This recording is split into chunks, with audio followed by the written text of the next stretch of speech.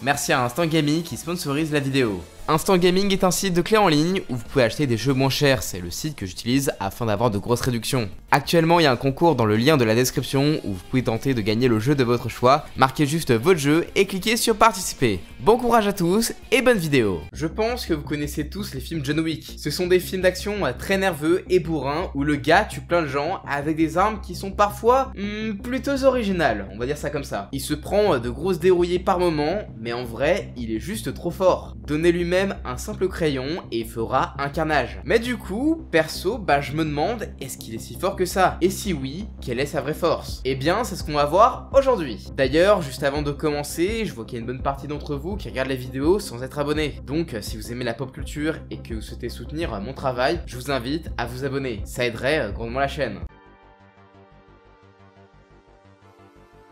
Avant de parler d'à quel point John Wick est puissant, voyons un petit peu son parcours grâce aux films et aux comics.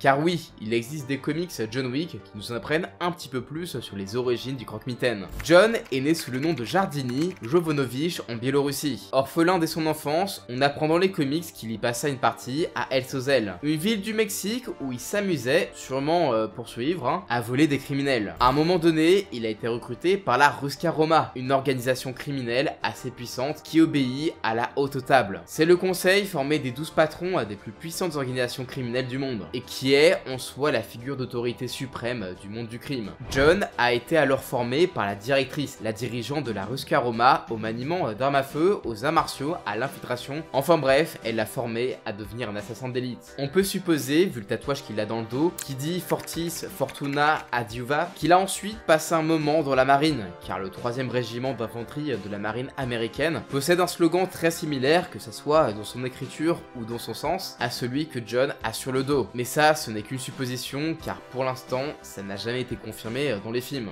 Néanmoins, ce dont on est sûr, c'est qu'il a quitté un jour la Ruska Roma pour devenir un assassin professionnel. Il était tellement bon dans ce qu'il faisait qu'il a gagné le respect de tous les autres assassins du monde et s'est imposé comme une légende auprès de toutes les organisations criminelles mondiales. C'est durant cette période qu'il a obtenu son surnom de Baba Yaga, croque-mitaine en russe. Il commença à côtoyer l'hôtel Le Continental, un lieu neutre où il est interdit de tuer et où les criminels et tueurs à gages de haut rang peuvent venir pour se reposer et passer du bon temps, sans risquer de se faire tuer. Après ça, il finit par mettre de nouveau ses capacités de tueur au service d'une organisation criminelle, qui est la Tarasov Mob, l'organisation dirigée par Vigo, vous savez, le méchant dans le premier opus. Il exerça donc le métier de tueur à gages pendant un temps, mais un beau jour, quelque chose vint chambouler sa vie d'assassin. Il rencontra une femme, il en tomba profondément amoureux, et décida alors de partir du monde violent et très dangereux du crime. Il en fera part à Vigo et ce dernier décida alors de lui confier une dernière tâche, en échange de quoi, s'il a réussi, qu'il pourrait partir. Alors, c'est pas clairement dit dans les films, mais d'après ce qu'on sait, ça consiste à éliminer tous les rivaux de Vigo en une seule et unique nuit. C'était une tâche considérée comme étant impossible pour qui que ce soit, mais John, n'étant pas comme tout le monde, l'a réussi, et du coup, il put partir de l'organisation pour vivre sa vie tranquille avec sa femme Hélène. Et après, on commence 5 ans plus tard avec le premier film John Wick.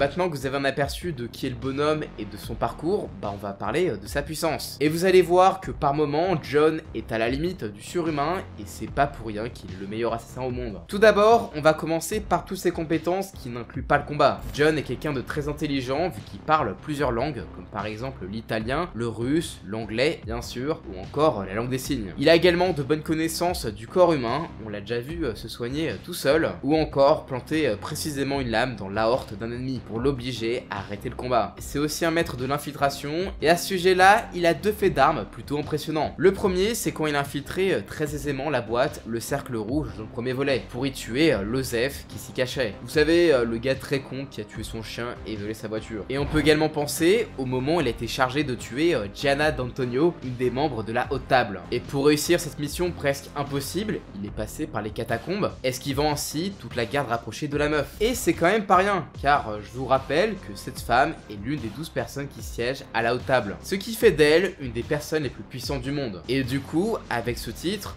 il y a la garde qui va avec. Et John a juste réussi à tous les esquiver pour avoir un moment seul avec elle afin de la tuer. C'est également un maître de la préparation à la Batman, vu qu'il sait très bien comment planifier ses missions. Et ça on le voit quand il cache à des endroits stratégiques des armes dans les catacombes, qui lui serviront par la suite, et évidemment. Et bien sûr, en tant qu'assassin, John Wick est un as de la traque. Il sait, par rapport à ce qu'il doit trouver, où aller et à qui demander des informations. Ben ouais, c'est bien sympa de voir comment tuer un mec, mais il faut d'abord le trouver. Et pour finir, c'est un as du pilotage, et ça, quel que soit le moyen de locomotion. À dos de cheval, en moto, ou encore en voiture, le mec maîtrise tout, tel un pilote de Formule 1 ou encore de rallye. Si vous avez vu les films, vous savez pourquoi ils sont aussi fun. C'est parce que John Wick est une bête. Il a une résistance et une tolérance à la douleur vraiment exceptionnelle. Il s'est déjà fait renverser par des voitures, poignarder, tiré dessus, envoyé à travers de nombreuses vitres et murs, fait une chute d'au moins 2 mètres en plein sur le dos, mais il s'est toujours relevé. Et il ne faut pas oublier que tous ces événements se déroulent sans réel gros temps de repos de sa part. Dans John Wick 1, il enchaîne tout, et le 2 et le 3 se suivent directement. Donc le mec enchaîne les blessures, parfois très graves, sans presque jamais se reposer. Il est à la limite du surhumain. Et cette résistance hors du commun, combinée à une bonne condition physique et une maîtrise totale de plusieurs arts martiaux, font vraiment de lui une machine à tuer. Peu importe à quel point son opposant est grand, fort ou musclé, John peut aisément dominer le combat, et cela même s'il affronte plusieurs gars en même temps. Dans sa panoplie d'arts martiaux, le gars maîtrise quand même bien le jiu-jitsu brésilien, le judo, le jujutsu, le sambo, l'aïkido ainsi que le krav maga. Et quand il combine toutes ces techniques, il peut affronter à peu près n'importe quel gabarit, allant d'une montagne de muscles comme Cassian ou encore un fucking sumo. John sait également analyser son adversaire et ainsi s'adapter à lui pour prendre le dessus. Mais qu'est-ce que seraient toutes ces compétences sans bien sûr le bon équipement? Et là, John Wick excelle en la matière. Déjà, commençons par son costume, parce que bon, Keanu Reeves là, il a la classe. Dans le premier film, il en porte un basique, avec un gilet pare-balles en dessous pour couvrir son torse. C'est efficace, mais c'est pas infaillible non plus, et il le porte pas non plus à chaque fois. Mais à partir du deuxième volet, là, c'est la masterclass. Il obtient un costume sur mesure, avec dans la veste un revêtement qui est complètement pare-balles. Avec, il s'est déjà fait tirer dessus plusieurs fois, et malgré une certaine douleur, il n'avait absolument rien. Il s'en sert même un moment comme un bouclier, un petit peu à la Captain America, c'est dire la résistance du machin. Ensuite, en termes de puissance de feu, là, c'est le gros lot. Au cours des 3 films, on a pu le voir utiliser une multitude d'armes très diversifiées. Et il les maîtrise toutes avec une précision presque chirurgicale, et à chaque fois, c'est souvent une balle dans le genou, puis une balle dans la tête. On l'a vu utiliser plein de flingues différents, des fusils d'assaut, des fusils à pompe, un sniper ou encore des lames. Et si on cherche un moment notable qui illustre sa dextérité avec une arme, bon évidemment il y en a plein, mais le plus impressionnant c'est dans le 3e volet quand il a battu, à lui tout seul, une vingtaine d'hommes en combinaison blindée de la tête aux pieds. Ouais, ce n'est pas rien. Mais sa maîtrise des armes ne se limite pas qu'à ça, car même s'il est désarmé et que vous l'attaquez avec un flingue ou un couteau, John saura comment utiliser à son avantage le décor et même sa ceinture pour arriver au corps à corps avec vous. Il arrivera à vous désarmer et à vous tuer avec votre propre arme. Et même s'il est dans la mouise et qu'il ne trouve aucune arme digne de ce nom pour vous affronter, genre même si vous avez rien sur vous, et ben pas de souci, car n'importe quoi entre ses mains peut être mortel. On l'a déjà vu tuer un gars avec un simple crayon à papier ou encore avec un fucking livre. Et d'ailleurs je me pose la question, c'était une attaque physique ou verbale du coup? Et franchement le premier affrontement de John Wick 3, c'était tellement violent qu'on était tous morts de rire dans la salle. Ok, John il est super cultivé, très fort, avec des armes à feu et au combat rapproché. Mais en fait, aucune de ses capacités n'arrive à la cheville de son arme la plus puissante, à savoir sa réputation. Il est une véritable légende partout dans le monde. Tout le monde le connaît et a peur de lui. Et personne, je dis bien personne, ne souhaite le mettre en colère. Le simple fait d'apprendre que son fils a tué le chien et volé la voiture de John suffit à terroriser et à faire pâlir Vigo, qui est quand même l'homme à la tête de la Tarasov Mob, une organisation criminelle très puissante. D'ailleurs en vrai quand j'y pense, le mec il a plus de respect envers John Wick qu'envers son propre fils. Et comme il est dit dans le premier film, John Wick est appelé par tout le monde par le surnom Baba Yaga ou Bogeyman en anglais. Mais en réalité, il est pas vraiment le croque-mitaine. Il est plus l'homme qu'on envoie pour tuer le croque-mitaine. C'est dire la réputation que le mec possède. Quel que soit l'endroit où il va, tout le monde le connaît et connaît sa légende. Même le simple videur d'une boîte sait qui il est et l'écoute comme si c'était lui son patron. Et cet aspect du personnage est poussé tellement loin que même la police le connaît et ne souhaite pas interférer avec ses affaires, pour ne pas risquer de l'énerver. Car c'est bien ça que tout le monde a peur, le mettre en colère. Personne sur Terre souhaite remettre John Wick en rogne, car se le mettre à dos, c'est tout simplement signer son arrêt de mort. Et ça dans les films, tout le monde le sait, et en soi, il existe deux John Wick. Le normal, qui est plutôt chill, faut juste pas trop le faire chier quoi, et le vénère. Et dans les débats de puissance avec John Wick, genre admettons John Wick contre les Expendables, genre je fais le débat, on pose des questions, etc. etc. On arrive à un point, on est plutôt d'accord, en mode ouais les Expendables, ils sont un petit peu trop nombreux et trop forts, mais je pose toujours la question, c'est ouais, mais est-ce qu'ils ont tué son chien? Ah parce que là, c'est pas du tout le même mec, hein. Et d'ailleurs en vrai, tuer un chien, faut vraiment être un enculé, hein. Et le meilleur exemple pour illustrer cela, c'est évidemment dans le premier film. Alors que son amour vient de décéder, le fils de Viggo va voler sa voiture ainsi que tuer son chien. Le dernier cadeau que sa femme lui offrit avant s'éteindre. Mis dans une colère noire, John va traquer et tuer Losef, détruire ensuite l'organisation de son père et le tuer au passage. Remonter jusqu'à Abraham, le frère de Viggo, et tuer tous ces hommes juste pour se venger, récupérer ce qu'on lui a pris et montrer que même s'il semble avoir pris sa retraite et vieilli, bah la légende qu'il incarne reste la même. Et grâce à ses années de service et sa notoriété, d'ailleurs je trouve ça un peu con que en tant qu'assassin que tout le monde se connaisse, enfin bref, il a des contacts dans le monde entier, ce qui fait que où qu'il aille pour assassiner quelqu'un, bah il aura aucun mal à trouver l'équipement et les informations nécessaires à sa mission. Et comme dit juste avant, se le mettre à dos, c'est signer son arrêt de mort. Et je n'imagine même pas s'ils avaient fait ça des années auparavant. Je le rappelle, le John Wick du 1, il était un petit peu à la retraite. Alors imaginez juste lors de son prime, quand il était encore en activité.